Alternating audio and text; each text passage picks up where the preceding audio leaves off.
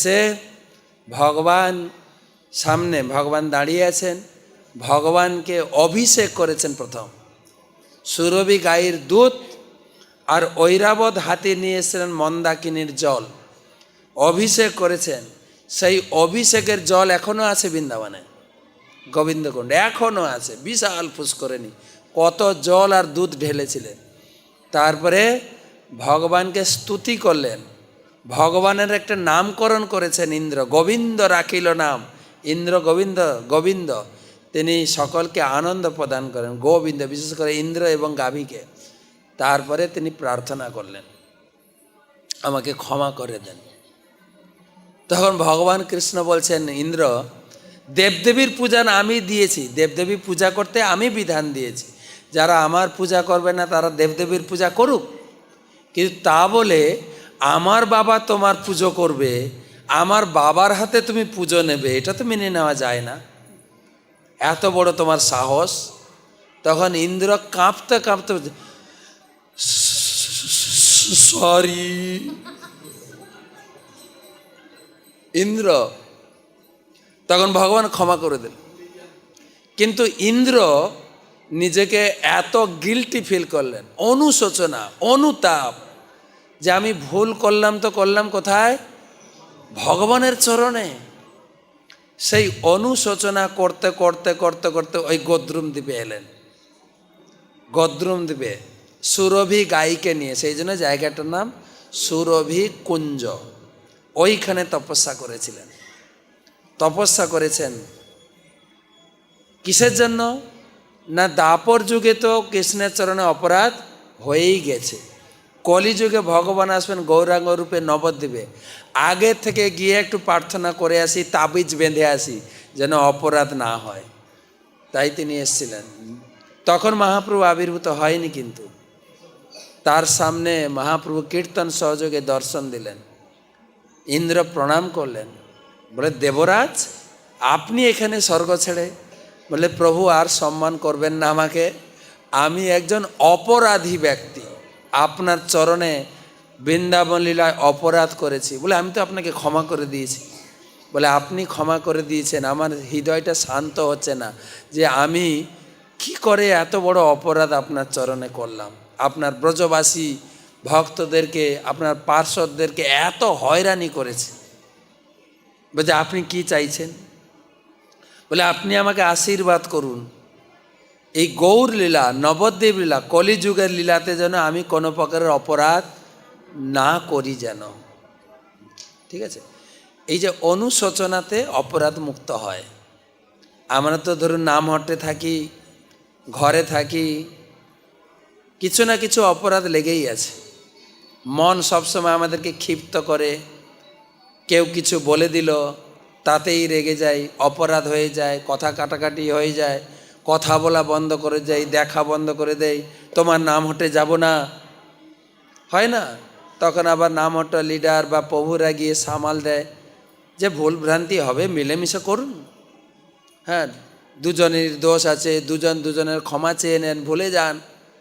কিন্তু মনে অহংকার আছে তো, ভুলতে চাই না, প্রভুরা জোর করছেন, দুজন বাঞ্ছাকল্পতরু করেন, যেহেতু মনের ইচ্ছা নেই বাঞ্ছাকল্পতরু করার, অহংকার, প্রভু জোর মাথা ঢোকান, মাথা ঢোকান, আর জোর করে করে, তখন মুখ থেকে মন্ত্রটাও ঠিক করবেন, বাঞ্ছ, অহংকারে সব বাঞ্ছাকল্পতরু বলে, কিন্তু মন থেকে সেই অপরাধটা যায় না, কেননা অহংকার থেকে যায়। তো ইন্দ্রের মতো অনুশোচনা করতে হবে, তবে যাবে ইন্দ্র। সেই জন্য বলছেন ভুল করনা প্রকৃতি হ্যাঁ, হিন্দিতে একটা কথা, ভুল আপনার হবেই, আপনি যত বড় ব্যক্তি হন ছোট ব্যক্তি হন, ভুল করা আমাদের অভ্যাস। নাকি বলেন তো, শুধু বাচ্চারা ভুল করেন, মা ভুল করে না, বাবা ভুল করে না, নাকি শুধু বাচ্চারা করে? এক থাপ্পড় লাগবো আর ভুল করবে না, বাচ্চাদেরকে আমরা থাপ্পড় লাগাই, কিন্তু মা কি ভুল করে না, বাবা কি ভুল করে না? ভুল হোনা, ভুল করাটা স্বভাব, ভুল হোনা প্রকৃতি है, মান লেনা সংস্কৃতি, মানে মান লেনা সংস্কৃতি है। কেউ যদি আপনাকে ধরিয়ে দেয়, মাতাজি আপনার ভুল, প্রভু আপনার এটা ভুল হয়েছে, যদি আপনি মেনে নেন, হ্যাঁ প্রভু যা আপনি যা বলেছেন ঠিক, আমার এটা বলা উচিত হয়নি, আমার এটা করা উচিত, এইটা যদি মেনে নেন, আপনি সভ্য মানুষ, সংস্কৃতিবান মানুষ। হিন্দিতে বলছেন ভুল হোনা প্রকৃতি হ্যায়, মান লেনা সংস্কৃতি হ্যায়। বলেন তো, ভুল হোনা প্রকৃতি হ্যায়, মান লেনা সংস্কৃতি হ্যায়।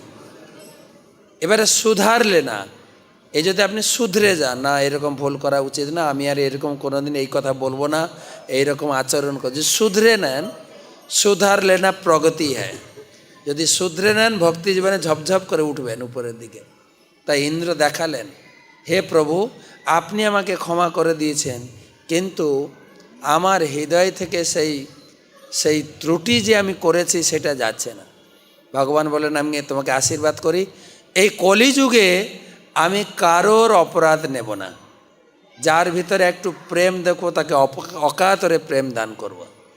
তো সেই জায়গায় ইন্দ্র তপস্যা করেছিলেন, সুরভি তপস্যা করেছিলেন, সুরভিকুঞ্জ। তারপরে নরসিংহপল্লী আছে একটু এগিয়ে গেলে, নরসিংহপল্লী যেখানে ভগবান নরসিংহদেব আছেন, যেখানে পরিক্রমা না হলে তো নিয়ে যাব না, কাহিনীটা শুনে রাখেন। নরসিংহদেব ওখানে আছেন। নরসিংহদেব আবির্ভূত হয়েছিলেন কোন যুগে? কোন যুগে?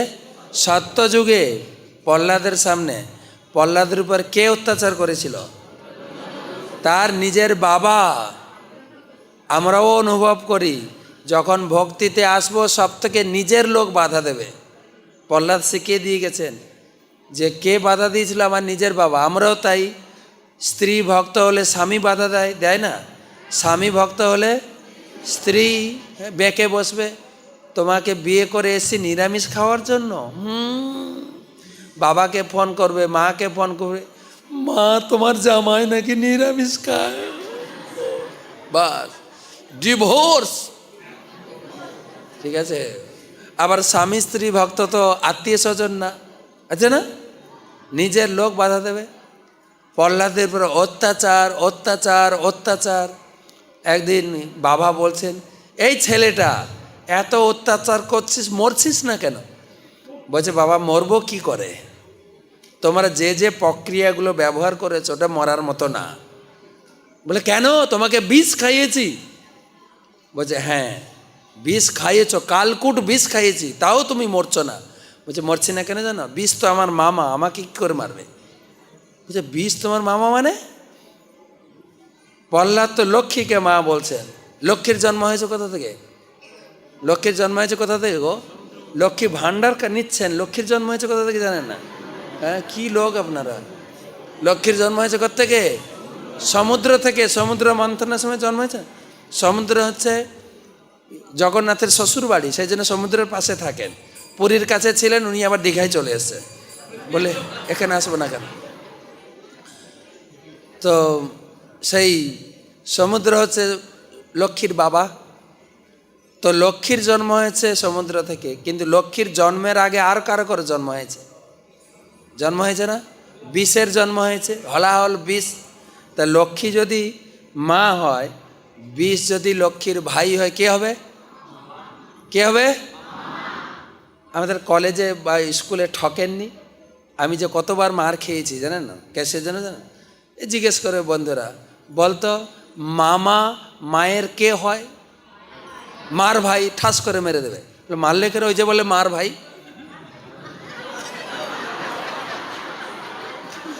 মামা মায়ের কে হয়? মার ভাই। তো মামা আমাকে মারবে কি করে? তো ভগবানকে নিবেদন করে বিষ খেয়েছেন, মরেনি। তারপরে তোমরা আমাকে আগুনে ফেলছ। আগুন তো আমার বাবার মুখ। বাবার মুখ মানে যজ্ঞকুণ্ড। যজ্ঞকুণ্ড হচ্ছে ভগবানের বিষ্ণুর মুখমণ্ডল, তিনি হবি গ্রহণ করেন, ঘি দেয় না? ইদম কৃষ্ণায় ইদং ন মম স্বাহা, তো দেয়। তো আমি মরব কি করে? তারপরে তোমরা আমাকে বিষাক্ত সাপের উপরে ফেলেছ। সাপ তো হচ্ছে সাপ, সাপ হচ্ছে আমার বাবার বিছানা। আমাদের ভগবান কোথায় শুয়ে থাকেন? কোথায়? সাপের উপরে, ঠিক বলছে কি না? হ্যাঁ, সাপের উপরে কেন শুয়ে থাকেন ভগবান এত ডানলভ গদি ছেড়ে? না দেখেন গরমের দিন যাদের পাখা কেনার পয়সা নেই তখন কি করবেন? পাখা নিয়ে এরকম ভিজবেন। আর যাদের একটু টাকা পয়সা আছে উপরে ফ্যান ঘুরবে। আর যাদের টাকা পয়সা আছে এসি। তা আমাদের টাকা পয়সা থাক না থাক আমরা সবাই এসিতে আছি। এসি ভক্তি বেদান্ত স্বামী ছিল প্রভুপাদ। সবাই আমরা এসি ব্যবহার করছি। এসি ব্যবহার করছি না? হ্যাঁ, সবাই এসি ব্যবহার করছি। এসি নামটা প্রভুপাদের নামটা এসি নাম করে আপনি মনে করবেন আমি এসি হাওয়া খাচ্ছি। কি ঠান্ডা এসি। তো এসিতে, আর ভগবান এসিতে না জলের উপরে ঘুমিয়ে আছেন। জলের উপরে না, সাপের উপরে ঘুমিয়ে। কেন? সাপের শরীর হচ্ছে শীতল, ঠান্ডা, খুব শীতল। এবং সাপ মাঝে মাঝে একটু নড়াচড়া করে, তাহলে ভগবানের শরীর ম্যাসেজ হয়ে যায়। কেন? ধনী লোক এসি ঘরে ঘুমিয়েও ঘুম আসে না, লোক ডেকে কী করে, একটু টিপাটিপি করে দাও না। তো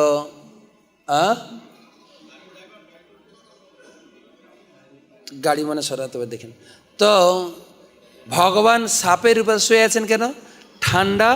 আর হচ্ছে দেখুন এখনকার দিনে ম্যাসেজ বেড বেরিয়েছে, বিছানায় শুয়ে যাবেন, সুইচ টিপে দিলে যেখানে যেখানে গাঁটের ব্যথা, জয়েন্ট পেন সব ভালো হয়ে যাবে।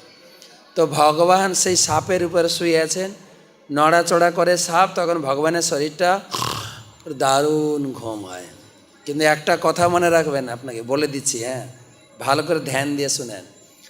আপনি পরীক্ষা করে দেখবেন না প্লিজ, যে আমি সাপের উপরে একটু শুয়ে দেখি কতটা ঠান্ডা, আমি একটু বিষ খেয়ে দেখি, বিষ আমার মামা, ও আমার নামে কেস হয়ে যাবে। তো প্রহ্লাদ মরছে না, তখন হিরণ্যকশিপু আরও অত্যাচার বাড়িয়ে দিলেন। তখন ভক্তকে রক্ষা করার জন্য নরসিংহদেব আবির্ভূত হলেন। এসে হিরণ্যকশিপুকে বধ করেছেন, বধ করে ছুটছেন। আর কে কে ছিল হিরণ্যকশিপুর সঙ্গে? মারবো। ওখান থেকে ছুটতে ছুটতে এখানে এসছে, এই গদ্রুম দ্বীপে নরসিংহপল্লীতে। ওখানে এসে তারা হিরণ্যকশিপুকে বধ করেছিলেন কিসে? নখে। তার নখে যে মাংস, রক্ত এসব লেগেছিল, অপারেশন করার জিনিস যা ছিল সব ওখানে ধুয়েছেন পুকুরে, মন্দাকিনী নদীতে। সেই নদীও পবিত্র, আমরা পরিক্রমাকারী ভক্তরা স্নান করি ওখানে। ওখানে বসেছেন স্নান। কিন্তু এত ক্রোধ আমার ভক্তের উপরে, এত অত্যাচার, কেউ কোথাও হচ্ছে মারবো, এরকম করে জোরে জোরে নিঃশ্বাস নিচ্ছেন। দেবতারা দূর থেকে প্রার্থনা করছেন, ভগবান হিরণ্যকশিপুকে বধ করেছেন, কিন্তু আরেক সমস্যা হয়ে গেছে কি, ভগবানের ক্রোধ কমছে না। কি করে ঠান্ডা করা যায়? সব দেবতারা মিলে ব্রহ্মাকে পাঠাচ্ছেন, আপনি যান নরসিংহদেবকে আপনি শান্ত করুন। ব্রহ্মা ভয়ে এলেন না, আমি যাব না, আমার মাথার চুল আর দাড়ি সব পুড়ে যাবে গরমে। ব্রহ্মা এলেন না। ইন্দ্রকে পাঠাতে চাইলেন সবাই মিলে, ইন্দ্র দেবরাজ আপনি যান। ইন্দ্র ভয়ে এলেন, আমার গায়ের চোখগুলো সব পুড়ে যাবে। মা লক্ষ্মীকে ধরেছেন, মা লক্ষ্মী তুমি যাও, তোমার ঘরের কর্তাকে কোন মুডে কিভাবে কথা বলতে হয় স্ত্রী জানে। স্ত্রীরা মুড চেঞ্জ করে, হ্যাঁ, একই মুডে স্বামীর সঙ্গে কথা বলে না। যখন স্বামী খুব শান্ত মুডে আছেন, ভালো মুডে আছে, ইনিয়ে বিনিয়ে টাকা আদায় করে, কি গো দাও না, পুজো আসছে, আর কাকে চাইবো বলো, দাও। আর যদি ঠান্ডা মাথায় কাজ না হয় তখন ঝাড়, চুপ, আমি কি ভিখারি নাকি? এবার পুজোয় চাই আমি বেনারসি শাড়ি রে, নইলে যতর সঙ্গ ছেড়ে দেব গলায় ধরে, দাও। মুড চেঞ্জ করে। তো তুমি জানো তোমার স্বামীকে তুমি কি করে সামাল দেবে? লক্ষ্মী ভয়ে কাঁপছেন, আমি কোনোদিন এরকম আমার প্রভুরকে এই মুডে আমি দেখিনি। লক্ষ্মী এলেন না। তখন গণেশকে ধরেছেন, গণেশ তুমি যাও। গণেশ রাজি হয়েছেন, কেন রাজি হয়েছেন? গণেশ হচ্ছে নরসিংহদেবের ভক্ত। এক এক দেবদেবী এক এক ভগবান, ধরুন শিব ঠাকুর শঙ্কর্ষণ ভগবানের ভক্ত, তো গণেশ হচ্ছে নরসিংহদেবের ভক্ত। সে বলে ঠিক আছে আমি যাব। গণেশ আসছেন, দেখবেন গণেশ, আমরা নরসিংহদেবের পূজা করি বিঘ্ন বিনাশন, বাইরের লোক কার পূজা করে? গণেশও বিঘ্ন বিনাশন, বিঘ্নান মহন্ত মলমস্য জগত্রয়স্য। গণেশ নরসিংহদেবের পাদপদ্মকে মাথায় ধারণ করেছেন, তার মাথায় আছে, ব্রহ্মসংহিতাতে বলা হচ্ছে। তো যৎপাদ পল্লব কুম্ভ যুগং বিনিধায় কুম্ভ, মাথায় ধারণ করেছে। নরসিংহদেব রাজি, গণেশ রাজি, নরসিংহদেবের সামনে আসবে। আর নরসিংহদেব বসে আছেন, জোরে জোরে ঝড়ের মতো গরম গরম হাওয়া, আর আসছেন গণেশ আসছেন একদন্তম মহাকায়ম লম্বদরম গজাননম। তিনি আসছেন একটা দাঁতওয়ালা, লম্বদর, এত বড় পেট, লম্বদরম এবং মহাকায়ম বিশাল শরীর, আর গজাননম, গাড়ি হচ্ছে এইটুকু মার্সিডিজ বেঞ্চ। শরীর এত বড়, গাড়ি ছোট, হেলে দুলে আসছেন। যেই ভগবানের সামনে এসছেন, ভগবানের সেই নাকের ঝড়ো হওয়াতে গণেশ গেছে পাল্টি, অ্যাক্সিডেন্ট। সবাই যেরকম হাসছেন, দেবতারা হাসছেন, নরসিংহদেব হাসছেন। তখন সবাই মনে করছে ভগবান শান্ত হয়ে গেছে। না, আবার মুডে। সবাই একটু করেন, সবাই একটু করেন, সবাই একটু। আরে কি বলবো আপনাদের, রামদেব বাবা শিখিয়েছেন, সকালে ঘুম থেকে একটু ফুসফাস করবেন, ঠিক আছে, শরীর ভালো থাকবেন। সবাই একটু, সবাই হাসছো কেন ভাই? ভালো করে বসে। তো তখন কি হবে, কি করে ভগবান শান্ত হবেন? তখন সবাই মিলে প্রহ্লাদকে পাঠিয়েছেন। প্রহ্লাদ মহারাজ 5 বছর বয়স, ছোট্ট, আর ভগবানের শরীর চূড়া আকাশে রেখে গেছে, এত উঁচু। প্রহ্লাদ আসছেন, ভগবান উপর থেকে তাকাচ্ছেন, কি একটা, এটা কি কীড়া না পিঁপড়ের মতো কি একটা আসছে যেন। ভগবান তখন তার দিব্য হস্ত বাড়িয়ে প্রহ্লাদকে কোলে নিয়েছেন। প্রহ্লাদ ভগবানকে আলিঙ্গন করেছেন, আর ভগবান প্রহ্লাদকে আলিঙ্গন করেছেন। হরি বল। হ্যাঁ, যদি চিড়িয়াখানাতে গেছেন, আপনি চিড়িয়াখানা দেখছেন, পিছন থেকে বাঘ এসে আপনাকে আলিঙ্গন করেছেন, তখন বলবেন না হরি বল? বলবেন তো নাকি আনন্দে হরি বল বলবেন? প্রহ্লাদের কোনো ভয় নেই। তারপরে মা, আমরা বাবা মা যারা বাচ্চাদের আদর করি, কিন্তু পশু কিভাবে তার শিশুকে আদর করে? ভগবান প্রহ্লাদকে চেটে আদর করছে। তখন আপনি কি করবেন? যদি সিংহ এসে আপনাকে পিছন থেকে চাটা শুরু করে, আপনি বলবেন ভালো করে একটু চাটা, একটু সেলফি তুলি। কিন্তু প্রহ্লাদের কোনো ভয় নেই। সেই লীলা ওখানে হয়েছিল। নরসিংহদেব এখনও ওখানে আছেন। তাই পরিক্রমাকারী ভক্তরা গিয়ে প্রার্থনা করেন, সব থেকে আমাদের বড় শত্রু হচ্ছে মন। এই মনকে শান্ত করে কিভাবে নির্বিঘ্নে হরিনাম করব, হে নৃসিংহদেব ভগবান আপনি আশীর্বাদ করুন। সেই প্রার্থনা করার জন্য যায় নরসিংহপল্লী। তারপরে 3 নম্বর দ্বীপ মধ্যদ্বীপ। প্রথম দ্বীপ কি ছিল? সীমান্ত দ্বীপ, তারপরে গদ্রুম দ্বীপ, তারপরে মধ্যদ্বীপ। এবারে একটু বন্দে ভারতে চড়ে দৌড়ে, এক্সপ্রেস ট্রেন না, এবারে কিসে দৌড়ো? বন্দে ভারতে উঠেছেন তো, বন্দে ভারতে দৌড়াচ্ছি। হ্যাঁ, এবারে মধ্যদ্বীপে অনেক কিছু আছেন, অনেক কিছু। পুষ্কর তীর্থ, নৈমিষারণ্য, তারপরে হংসবাহন, যে হংসবাহন শিব এই এখানে পাঠ শুনতে এসেছিলেন, কুরুক্ষেত্র, উঁচাহাটা, পঞ্চবেণী, অনেক স্থান দর্শনীয় আছে। এবারে গঙ্গা পেরিয়ে আমরা যাব কোলদ্বীপ, যেটা হচ্ছে নবদ্বীপ শহর। কোল বরাহ ভগবান আবির্ভূত হয়েছিলেন। তারপরে আমরা যাব জন্মদ্বীপ, জন্মমণি এখানে তপস্যা করেছিলেন, সেও সত্যযুগে জন্মমণি তপস্যা করেছিলেন। আর গঙ্গা কে এনেছিলেন? ভগীরথ। এই রাস্তা দিয়ে গঙ্গা নিয়ে আসছিলেন। কত জন্ম তপস্যা করেছেন ভগীরথের 5 পিঢ়ি। সগর মহারাজ তপস্যা করেছিলেন কিসের জন্য? তার 60,000 ছেলে মারা গেছিল কপিল দেবের চরণে অপরাধ করার ফলে। সেই কপিল সাগরে অপরাধ করেছেন। কপিল দেব বললেন গঙ্গা নিয়ে আসো, তাহলে উদ্ধার পাবে। সগর তপস্যা করে আনতে পারেনি। সগরের পুত্র অসামঞ্জস্য, সে তপস্যা করে আনতে পারেনি। তার পুত্র অংশুমান, তার পুত্র দিলীপ, তার পুত্র ভরত। হ্যাঁ, ভগীরথ আনলেন। দিলীপের পুত্র ভগীরথ, ভগীরথ নিয়ে এলেন। ভগীরথ যখন আনছেন, এই রাস্তা দিয়ে আনছেন ভগীরথ। কি হচ্ছে? কি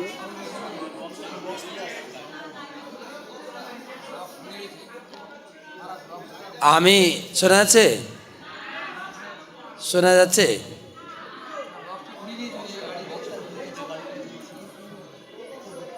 আমার অনেক খিদা লেগে গেছে মনে হয়। হ্যাঁ, না মাইকের খিদা লেগেছে বলছি। ঘুরবে নাকি? ঘুরবে না?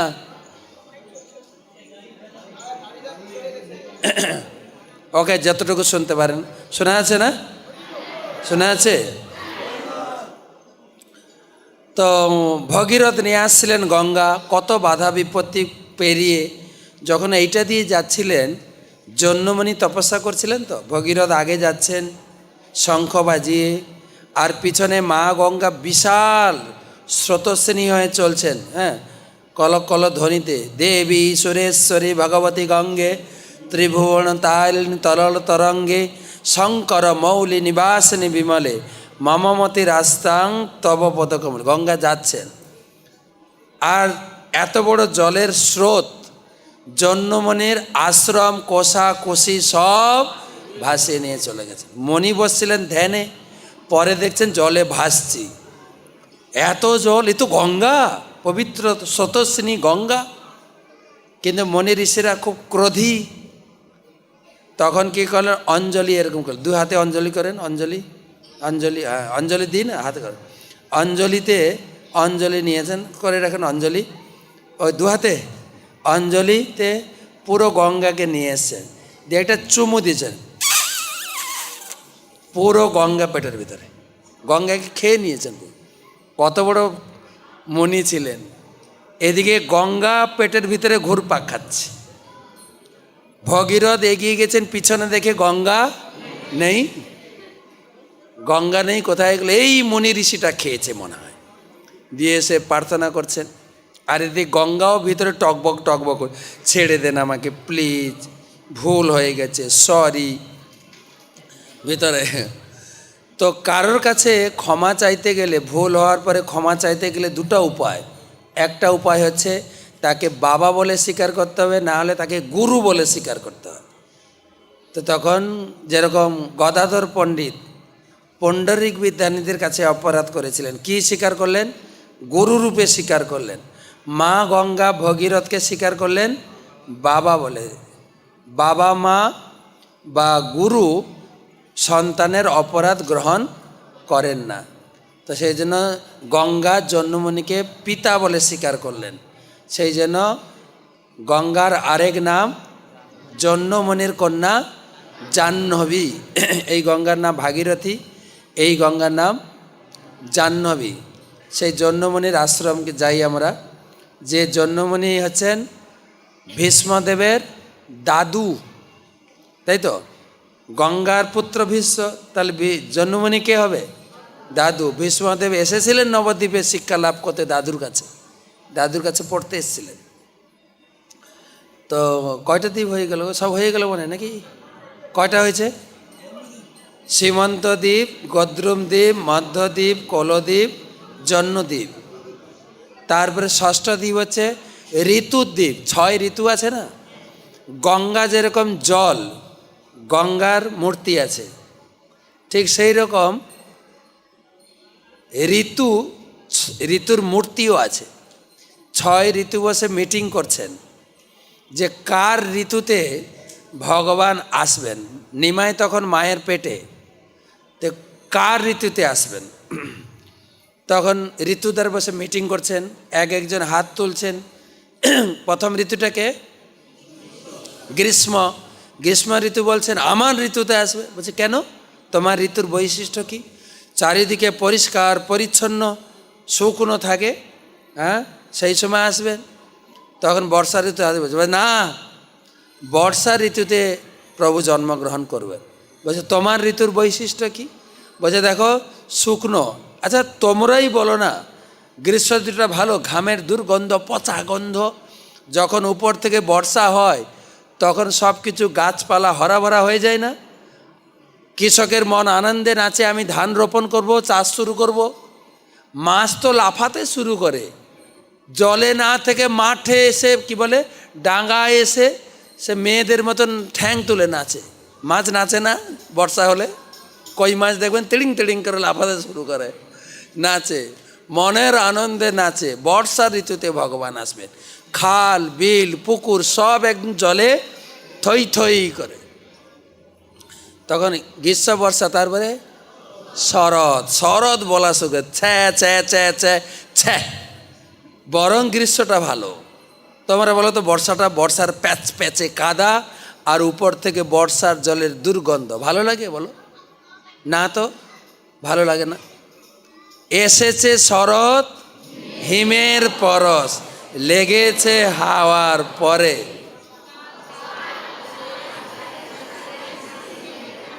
শিশিরে রেখা ধরে। শরৎকাল এলো মানে সবার আনন্দ, সারা দিয়া পূজা, গভর্নমেন্ট বোনাস দেবে, দোকানদার সেল দেবে, আর বাচ্চারা অনেকগুলো কাপড় পাবে। আনন্দ। হ্যাঁ, বাচ্চাদের জিজ্ঞেস করো কয়টা হলো? 3টা। গত বছর 5টা হয়ে গেছিলো, এবছর মাত্র 4টা। বাচ্চাদের কাপড় কেনা, আনন্দ। হ্যাঁ, এবারে খিদে লেগেছে সবার।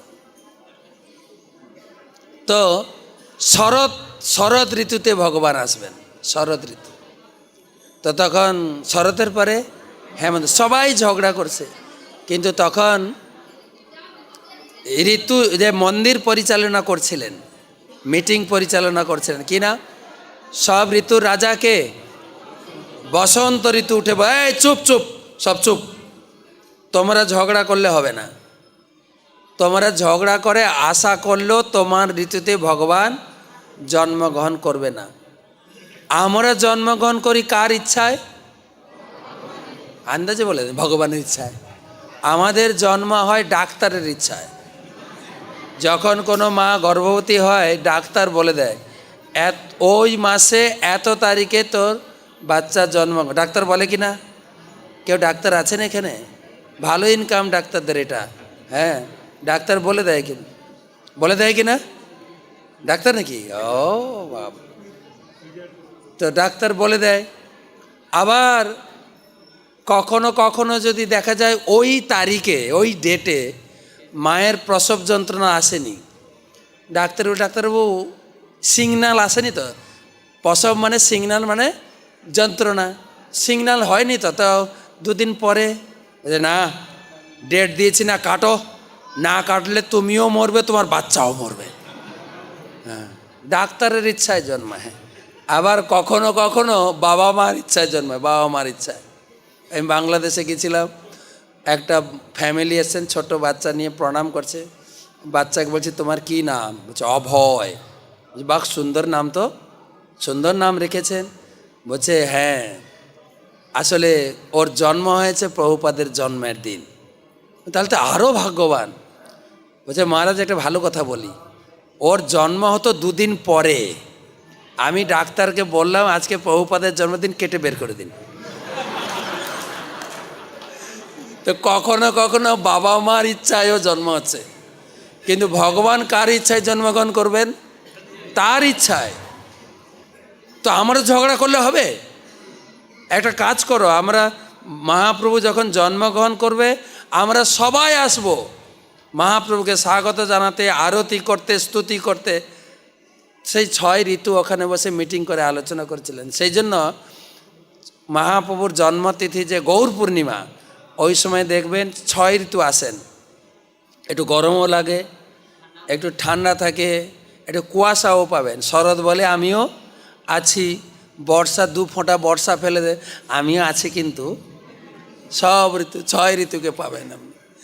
তো সেই ঋতুর দ্বীপ খুব সুন্দর, যেখানে চম্পাহাটি, সমুদ্রগড়, রাধাকুণ্ড, শ্যামকুণ্ড, বিদ্যানগর, যেখানে মহাপ্রভু মাঝে মাঝে যেতেন, বিদ্যা আলোচনা করতেন। আর ওখানে একদিন পড়াশোনার পরে তিনি তার পকেটে যে পেন ছিল, পেন, এখনকার পেন তো প্লাস্টিক, আমাদের দাদু বা তারা কি পেন ব্যবহার করতেন? কাঠের। মহাপ্রভু কাঠের পেন, ওইটাকে পুঁতে দিয়েছেন, ওটাই গাছ হয়ে গেছে। ওই গাছ এখনও আছে, পেন গাছ, পেন গাছ আছে, কলম গাছ ওখানে আছে। আর ওখানে বর্ণনা আছে, ওই জায়গায় মহাপ্রভু বিদ্যা চর্চা করতেন, প্রতিটা ধুলিতে বিদ্যার পাওয়ার রয়েছে। তাই ওখানে আমরা ঘন্টার পর ঘন্টা কীর্তন করি। আর যে যত ধুলিতে গড়াগড়ি করবেন, তার শরীরে ততটা বিদ্যা আপলোড হবে, তত বিদ্যা ঢুকবে, তত বিদ্যা ঢুকবে, তত বিদ্যা ঢুকবে। ঘন্টার পর ঘন্টা ওখানে ভক্তরা নাচে ওখানে। তো সেই জায়গা। তারপরে আমরা যাব মদদ্রুম দ্বীপ। মদ মানে আনন্দ, ধ্রুব মানে গাছ। ভগবান রামচন্দ্র ত্রেতা যুগে হাঁটতে হাঁটতে ওখানে এসেছিলেন। আসতে ওখানে একটা গাছের নিচে আনন্দ প্রকাশ করেছিলেন, ওই জন্য ওই দ্বীপের নাম মদদ্রুম দ্বীপ, আনন্দ। মা সীতা বলছেন, প্রভু আপনার আনন্দ দেখছি। বলছে একটা কথা মনে পড়ে গেল, ওই জন্য আনন্দ। বলে কি কথা? বলে শোনো মন দিয়ে। দেখছো না গাই বাছুর চড়ছে, গাই বাছুর? বলছে হ্যাঁ। এখন তো আমরা অযোধ্যাতে আবির্ভূত হয়েছি, এর পরের লীলা হবে আমাদের বৃন্দাবনে। গাই বাছুর চড়াবো আর মাঠে খেলাধুলা করব, আনন্দ করব। তা একটু মনে পড়ে গেল কি আনন্দ হবে, সব থেকে আনন্দময় লীলা হবে ব্রজলীলা, সেইটা মনে পড়ে গেল, সেই জন্য আনন্দ করছি। আর শুধু তাই না, এই জায়গাটা হচ্ছে যেখানে দাঁড়িয়ে আছে, এটা হচ্ছে নবদ্বীপ ধাম। আলোচনা হচ্ছে ত্রেতা যুগে, এইটা নবদ্বীপ ধাম। এই কলিযুগে আবার আমাদের এখানে আসবো, এখানে এসে লীলা করব, নাটক করব। এইখানে আমি আসব নিমাই রূপে, আর তোমাকে নিয়ে আসব, তুমি হবে বিষ্ণুপ্রিয়া। এবারে যেরকম স্বয়ম্বর সভা করে বিয়ে করেছি তোমাকে, জানো কি, সীতাকে তোমাকে গ্রহণ করেছি, কলিযুগেও কার্ড ছাপিয়ে হল ঘর বুকিং করে বিয়ে করব, তোমাকে ধুমধাম করে বিয়ে করব। কিন্তু বিয়ে করার কিছুদিন পরে তোমাকে ত্যাগ করে আমি সন্ন্যাস গ্রহণ করব, পুরীতে গিয়ে বাস করব। তখন সীতার মনে প্রশ্ন এসেছে, যদি তোমার আগে থেকে প্ল্যান থাকে সন্ন্যাস নেবে, তাহলে বিয়ে করবে কেন? শখ করে এত টাকা খরচা করে বিয়ে করবে কেন? প্রশ্ন ঠিক আছে কিনা? বলছে হ্যাঁ, সেটাই মজার কথা। স্ত্রী স্বামীকে পেলে সেবা করে, কাছে পেয়ে সেবা করে, আনন্দ পায়, কিন্তু মাঝে মাঝে টুকটাক ঝগড়া ঝাঁটিও করে। স্ত্রী ঝগড়া করে না? না, আরে সত্য কথা বলা ভালো। আমি তো বিয়ে করিনি, আপনারা বলো ঘরে ঝগড়া হয় না? সবসময় আই লাভ ইউ বলতে থাকেন, ঝগড়া করেন কি না? আরে হ্যাঁ কি না বলে না? হ্যাঁ, নাকি মনে করছেন স্ত্রী বললে পৌরা রেগে যাবে, এই আমরা ঝগড়া করি, তুই মারের সামনে বললে? যেটা সত্যি কথা সেটাই বলবেন। ঝগড়া করেন কি না? হ্যাঁ, ভালোই ঝগড়া হয়। তবে লাভ ম্যারেজে ঝগড়া একটু আগে বাঁধে, অ্যারেঞ্জ ম্যারেজে ঝগড়াটা একটু পরে বাঁধে। একটা লাভ ম্যারেজ করেছে একটা ছেলে মেয়ে, 6 মাস পরে ঝগড়া লেগেছে। ছেলেটা চাকরি করে, শিফটিং চাকরি। শিফটিং বুঝেন? কখনো সকালে চাকরি, কখনো বিকালে, কখনো কোম্পানিতে ঘুরিয়ে ঘুরিয়ে চাকরি। ঘুম কাতুরে, একটু ঘুম থেকে লেটে উঠে পরের দিন চাকরি পড়েছে, ওকে অফিসে 6টায় জয়েন করতে হবে। ওর ঘুম ভাঙে 8টায়। স্ত্রীকে বলবে যে তুমি ভোরে আমাকে ডেকে দেবে, ঝগড়াঝাটি করে স্ত্রীর সঙ্গে কথা বলে না, একই বিছানায় ঘুমায়, পিঠটা ঠেকে দুজনের, একজন উত্তর মেরু একজন দক্ষিণ মেরু। কিন্তু স্ত্রীকে যে বলবে তুমি ঘুম থেকে ডেকে দেবে, ওটা বলতে পারছে না। কাগজে লিখেছে, কাগজে লিখে স্ত্রীর বালিশের উপরে রেখে দিয়েছে যে আমার ভোর 6টায় ডিউটি আছে, 5টায় যেন ডেকে দেওয়া হয়। স্ত্রী ঘুমাতে গিয়ে দেখেছে 5টায় ডেকে দিতে হবে, কিন্তু ঘুম ভেঙেছে 8টায়। এবারে রাগে কসকস করছে, আমার আজকে ডিউটিটা ধরতে পারলাম না। কিন্তু রাগলে কি হবে, স্ত্রীর সঙ্গে কথা বলে না তো, স্ত্রীর সামনে গিয়ে কথা বলবে সে সাহস তো নেই। তখন কাগজে লিখে দিয়েছে, কাগজে লিখছে ভোর 5টায় ডেকে দেওয়ার কথা, ডাকা হলো না কেন, কাগজটা লিখে স্ত্রীর সামনে রেখেছে।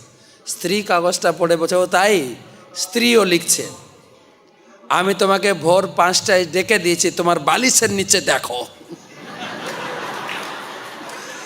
তো ঝগড়া হয় কি না, হ্যাঁ কিনা বলে, ঝগড়া হয় কি না?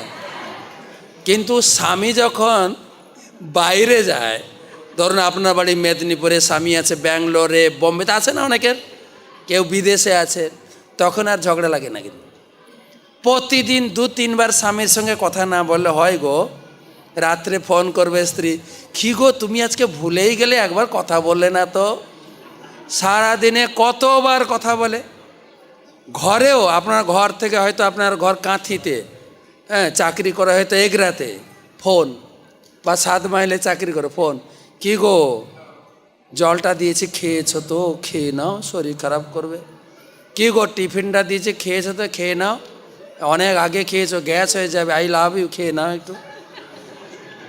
আবার সন্ধ্যার সময়, কি গো 5টা বেজে গেল, তোমার তো 4:30টায় ঘরে ঢোকার কথা, আসো না, তোমাকে না দেখলে না ভালোই লাগে না। এটা কিন্তু ভালোবাসা নয়, কিন্তু এটা মোটেই ভালোবাসা না। কিন্তু এটা স্ত্রী মনে করিয়ে দেয় স্বামীকে যে আমি ঘরে আছি, কিন্তু তুমি আরো কারো পাল্লায় পড়ো না প্লিজ। ধরে রাখার জন্য মাঝে মাঝে ফোন করতে হয়। আর স্ত্রী এতবার ফোন করে, স্বামী একবার আধবার ফোন না করলে স্ত্রী খারাপ মনে করে না? তখন স্বামীও ফোন করে অনেকবার। কেন ফোন করে জানেন? স্বামীরও ভালোবাসা স্ত্রীর প্রতি নয়, কিন্তু আদৌ না।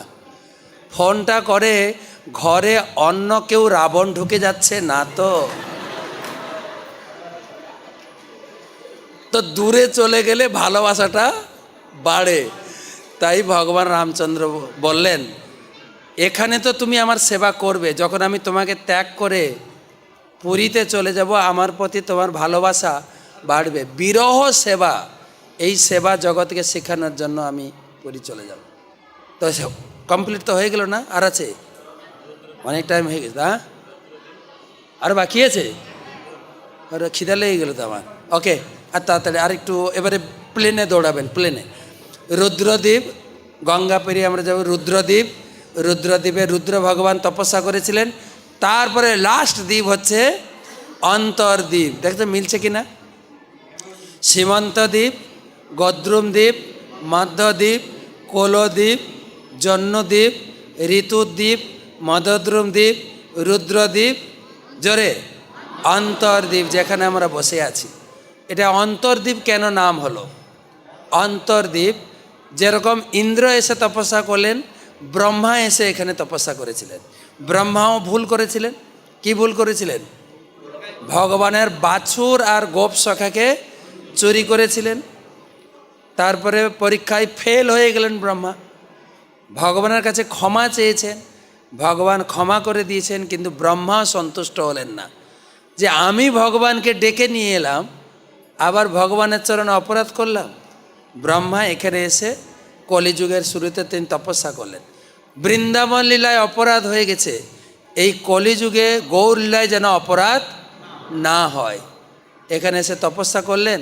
তখন গৌরাঙ্গ মহাপ্রভু দর্শন দিলেন। তখন গৌরাঙ্গ মহাপ্রভু জন্মগ্রহণ করেননি। নবদ্বীপ ধাম মাহাত্ম বই, পরম পূজ্য গৌরাঙ্গ প্রেম স্বামী মহারাজ, পরম পূজ্য শিষ্যমাদ ভক্তি পুরুষোত্তম স্বামী মহারাজ লিখেছেন নবদ্বীপ পরিক্রমা বই, কিনবেন। ডিটেলস যা আমি বর্ণনা করছি আপনি কমপক্ষে 1 বছর ধরে পড়বেন, এত আনন্দ পাবেন বইটা। কতগুলো বইয়ের কথা বললাম, নিয়ে যাবেন কিন্তু। নবদ্বীপ পরিক্রমা, তারপরে চৈতন্য মঙ্গল, চৈতন্য ভাগবত, পড়বেন এগুলো। তো তখন ভগবান এসছেন দর্শন, বলে পিতামহ ব্রহ্মা আপনি সত্যলোক ছেড়ে এখানে? বলে প্রভু আর আমাকে সম্মান দিয়েন না, আমি যা অপরাধ করেছি, আমি একটা অপরাধী আপনার কাছে। বলে আমি তো আপনাকে ক্ষমা করে দিয়েছি।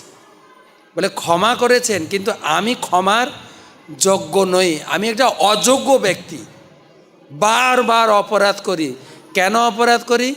না আমার পথটা বড়, সব থেকে সর্বশ্রেষ্ঠ জীব, যার বড় পথ তার বড় বিপদ।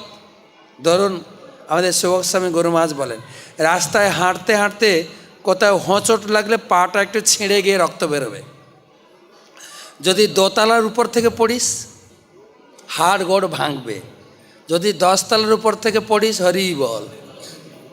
যার যত বড় পদ তার তত বড় বিপদ। পদের আগে ব বসালে বিপদ। কত লোক দীঘা মন্দির দেখতে গেছে, কারো সম্বন্ধে চর্চা হয়নি। যেই দিলীপ দা গেছে, কেন গেল? তাকে দল থেকে বের করে দাও। আপনার আলোচনা শুনেছেন তো, দিলীপ দা কেন গেল? বড় পদ মানে বড় বিপদ। তাই প্রভু আমাকে পথ থেকে হাঁটিয়ে দিন, আমাকে নিচু কোলে জন্ম দিন, তাহলে আমার অহংকার হবে না। তখন ভগবান বলেন, হ্যাঁ আপনার তো বাসনা আমি পূর্ণ করবই, কিন্তু আমার গৌরলীলার নাটকে একটা লোক লাগবে।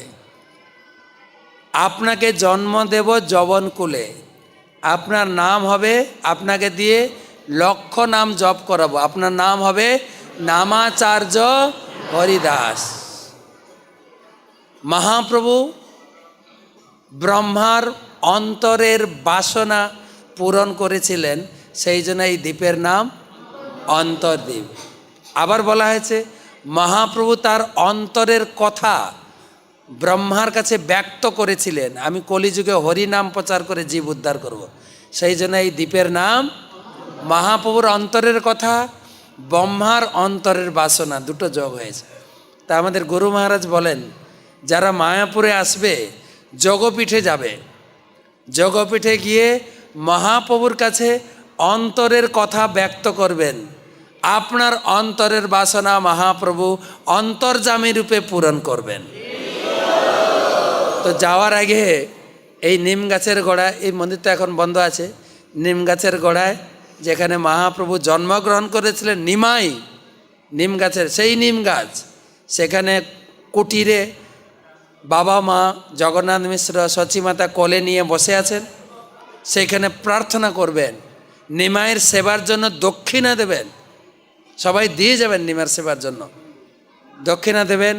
এখানে প্রভুরা কীর্তন করবেন, দক্ষিণা দেবেন, প্রার্থনা করবেন। অন্তরের কথাটা ব্যক্ত করতে হবে তো, নাকি এসে ঘুরে ঘুরে নামা করে চলে যাবেন? প্রার্থনা করে যাবেন। কি প্রার্থনা করতে চাইছেন? আমার এলাকায় সবাই ভক্ত হয়ে যাক, সবাই হরি নাম করুক, আমাদের প্রচার বৃদ্ধি হোক। বলতে পারি কি না, দিদি তার দল বাড়াচ্ছে, দাদা তার দল বাড়াচ্ছে, আমরা আমাদের দল বাড়াবো না কেন? বাড়াতে পারি তো নাকি? হ্যাঁ, দিদি দাদা সে রেশন দিচ্ছে, ওই দিচ্ছে, আমরা প্রসাদ দিয়ে ভক্ত বানাবো। আমাদেরকেও কিছু দিতে হবে, কিছু না দিলে লোক আসবে না। তো মহাপ্রভুর কাছে প্রার্থনা করে যাব। মহাপ্রভু বলেছেন, প্রতি ঘরে ঘরে গিয়া করই ভিক্ষা। নাম হট্টের ভক্ত আপনারা ভিক্ষা করবেন, বাড়ি বাড়ি গিয়ে প্রচার করব না, কি করব? ভিক্ষা, হাতে পায়ে ধরে। ভিক্ষা আর প্রচার দুটো আলাদা। প্রচার মানে আপনার অহংকার থাকবে, আমি নামহটের সেক্রেটারি, আমি নামহটের চক্রবর্তী, আমি সই না দিলে কি করে তোমার দীক্ষাটা হয় আমি দেখে নেব। এটা অহংকার, এটা অহংকার। কিন্তু প্রচার মানে হচ্ছে হাতে পায়ে ধরার। যদি আপনার নামহট্টে কোনো ভক্ত না আসে, আজকে নামহট্ট আছে, আসেনি, আপনি অহংকার বলবেন, মাতাজি আজকে নামহট্টে ছিল, এলেন না কেন? খবরদার আমার নামহট্টে আসবেন না, আপনার মুখ দেখতে চাই না। কিন্তু যদি আপনি ভিক্ষা করেন, ওই কথাটা চেঞ্জ হয়ে যাবে। মাতাজি আজকে আমাদের নামহট্ট ছিল তো, মনে ছিল না? আপনি আসেননি, আমরা আপনাকে খুব মিস করেছি, কিন্তু সবাই আপনার কথা বলছিল। কি হলো মাতাজি, আসলেন না কেন? ঘরে কোনো সমস্যা হয়েছে নাকি?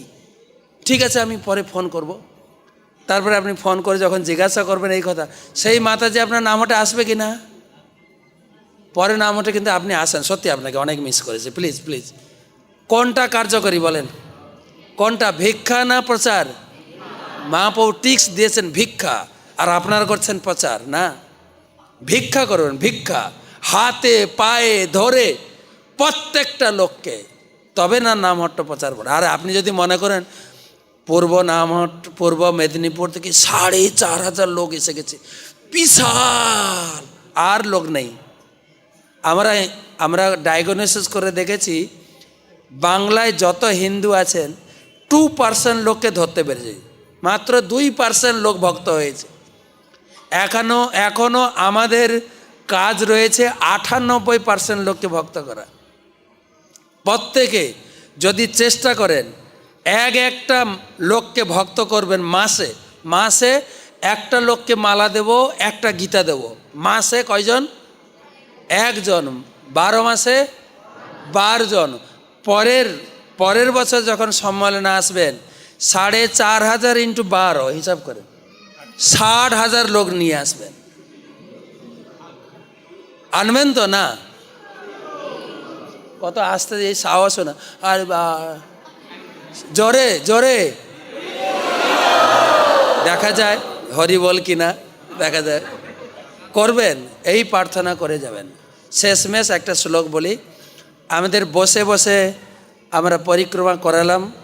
ভক্তিবিনোদ ঠাকুর একটা সুন্দর কথা বলেছেন, ওটা মনে রাখবেন। 100 বর্ষে সপ্ত তীর্থে মিলে যাহা ভাই। আপনি যদি 100 বছর বাঁচেন এবং যত বড় বড় তীর্থ, গয়া, কাশী, হরিদ্বার, বড় বড় তীর্থ 100 বছর ধরে ঘুরে ঘুরে যা পুণ্য পাবেন, নবদ্বীপে এক রাত্রে বসে তাহা পাই। নবদ্বীপে এক রাত্রে সেই ফল পেয়ে যাবেন। আর এক রাত্রি না, আপনাদের কয় রাত্রি? 3 রাত্রি। বাপরে, 3 রাত্রি, 3 গুণ। তো 3 গুণটা আমি ভাগ করে দিই। হ্যাঁ, 1 গুণ আপনার জন্য নিয়ে যাবেন। আর এখানে আমি 2 ঘন্টা ধরে বক বক করলাম, 1 গুণ আমাকে দেবেন, আমার জন্য দেবেন। আর 1 গুণ প্রচারে লাগাবেন, ঠিক আছে? তাহলে আমরা সামনের বছর আমাদের পূর্ব মেদিনীপুরের নামহট্ট জেলা সম্মেলনে কত লোক? 60,000 না হোক 50,000।